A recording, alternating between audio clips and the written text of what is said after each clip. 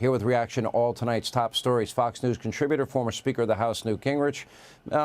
You know, I liked hearing that speech in Alabama. As a matter of fact, we met in the state of Alabama. We met in a Holiday Inn in Decatur, Alabama, when I first interviewed you in around 1990. And then I became a local radio host in Huntsville, Alabama, and emceed the night you became Speaker. That's how far we go back, and that's why you're my older brother. Look, this may have been the most cruel thing I've ever seen you do.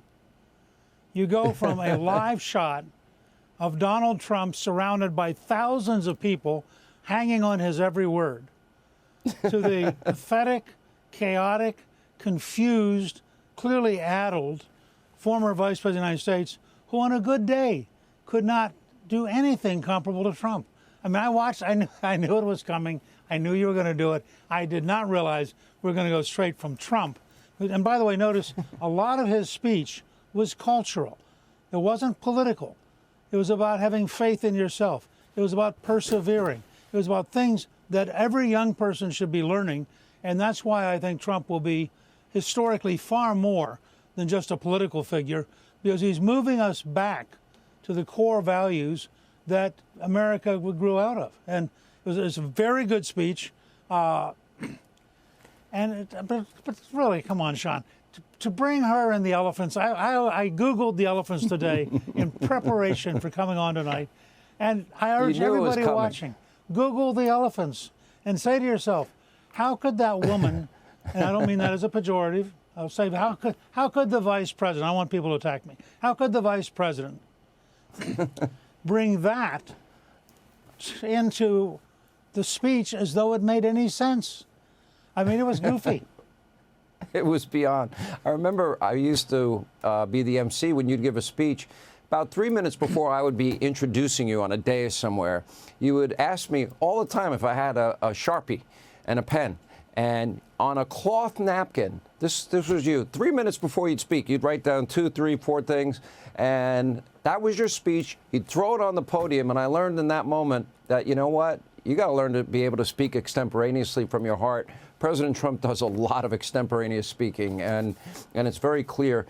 I really want, I got a little preview about poll numbers that are coming out tomorrow, and from both Robert Cahaly and Matt Towery, who I respect a lot. And as I suspected, all of the polls that the media has been pushing on the American people about Donald Trump are false, and that's what the early indications are. And that all the pollsters that got the election in 24 wrong and got every election about Donald Trump wrong, all of those people, the ones say, oh, he's plummeting. But meanwhile, they're ignoring Chuck is at 17% and the Democrats are in the 20s. I'm trying to understand that logic. Can you help me out? Well, I mean, first of all, they're just plain lying. And I think we got to be tougher and clearer about how dishonest these people are.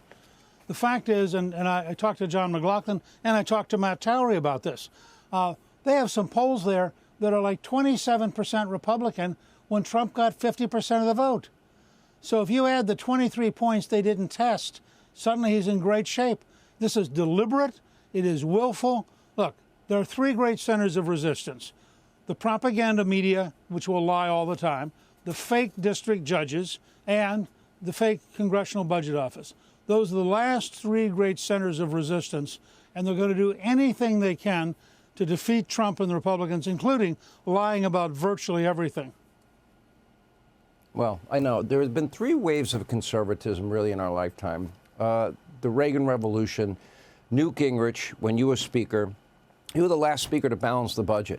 And it's amazing. Democrats think it's a constitutional crisis to eliminate waste, fraud, abuse, and corruption. Oh, how, you know, $150 billion in radical Green New Deal, woke transgender madness abroad, which is insane.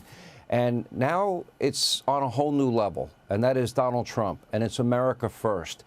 And I see the establishment, Washington institutionalists, just like with you, just like with Reagan, they can't handle the shock and awe of somebody that thinks differently than the old established order.